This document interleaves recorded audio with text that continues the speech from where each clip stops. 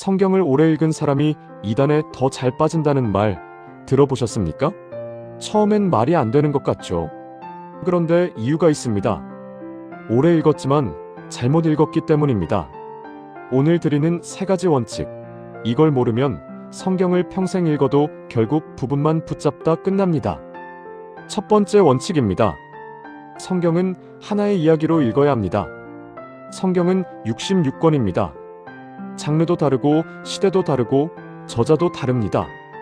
그런데 이야기는 하나입니다. 연극이 여러 막으로 나뉘어도 이야기는 하나이듯 성경도 66권이지만 이야기의 흐름은 하나입니다. 하나의 이야기가 66막으로 펼쳐지는 겁니다. 그 뼈대는 분명합니다. 창조, 하나님이 세상을 선하게 만드셨습니다. 타락, 인간이 하나님을 떠났습니다.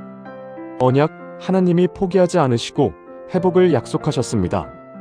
역사, 그 약속이 샘플이 되는 한 민족의 시간 속에서 구체적으로 펼쳐졌습니다. 성취, 예수 그리스도 안에서 그 약속이 절정에 이르렀습니다. 완성, 새하늘과 새 땅에서 그 이야기가 완성됩니다. 이 뼈대를 알고 읽으면 성경은 흩어지지 않습니다. 레위기를 읽을 때 왜 이렇게 제사가 복잡하지? 에서 막히지 않습니다. 아, 거룩하신 하나님과 죄인된 인간 사이를 연결하기 위한 장치였구나. 느헤미야를 읽을 때도 이건 그냥 건축 이야기인가? 가 아닙니다. 포로에서 돌아온 백성이 무너진 정체성을 다시 세워가는 장면이구나. 이야기를 알면 조각이 제자리를 찾습니다. 두 번째 원칙입니다.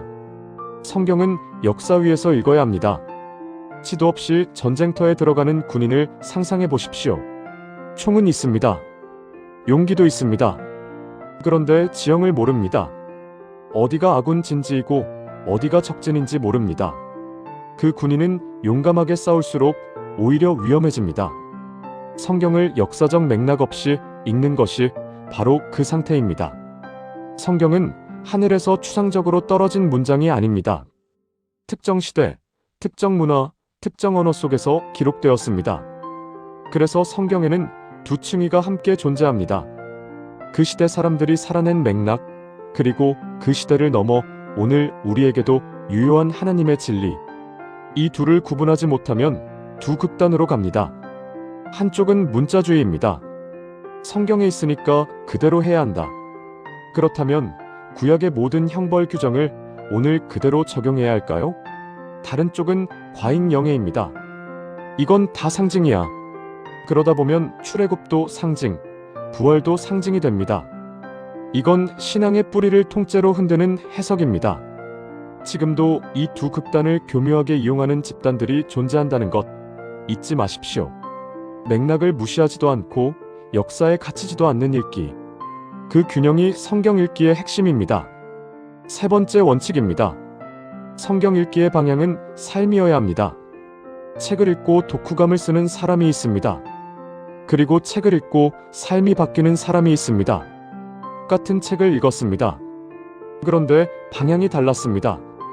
한 사람은 책을 정리했고 한 사람은 책을 살았습니다. 성경도 마찬가지입니다. 디모데후서 3장은 말합니다. 모든 성경은 교훈과 책망과 바르게 함과 의로 교육하기에 유익하다고. 왜입니까? 하나님의 사람으로 온전하게 하며 모든 선한 일을 행할 능력을 갖추게 하려는 것입니다. 성경의 목적지는 아는 것이 아닙니다. 사는 것입니다. 그래서 성경을 읽고 나면 이 질문이 따라와야 합니다. 이 말씀이 내 삶의 방향을 어디로 틀고 있는가? 나는 이 진리를 어떤 선택으로 드러낼 것인가? 이 방향이 분명한 사람은 성경을 알수록 오히려 더 겸손해지고 더 따뜻해지고 더 단단해집니다. 성경을 많이 아는데 더 교만하고 더 차갑다면 방향이 잘못된 겁니다. 정리합니다. 첫째, 성경은 하나의 이야기로 읽어야 합니다. 창조에서 새 창조까지 이어지는 한 편의 구속 드라마로. 둘째, 성경은 역사 위에서 읽어야 합니다. 그 시대의 맥락 속에서 오늘에도 유효한 하나님의 진리를 발견하며.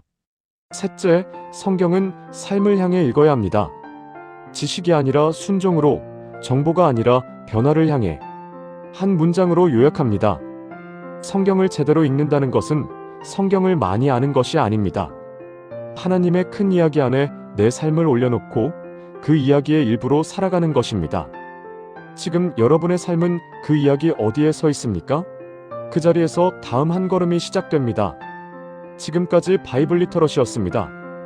바이블 리터러시. 계속 성경을 올바로 알아가는 이 여정에 함께하기 원하는 분들은 구독과 좋아요로 응원해 주시면 감사하겠습니다.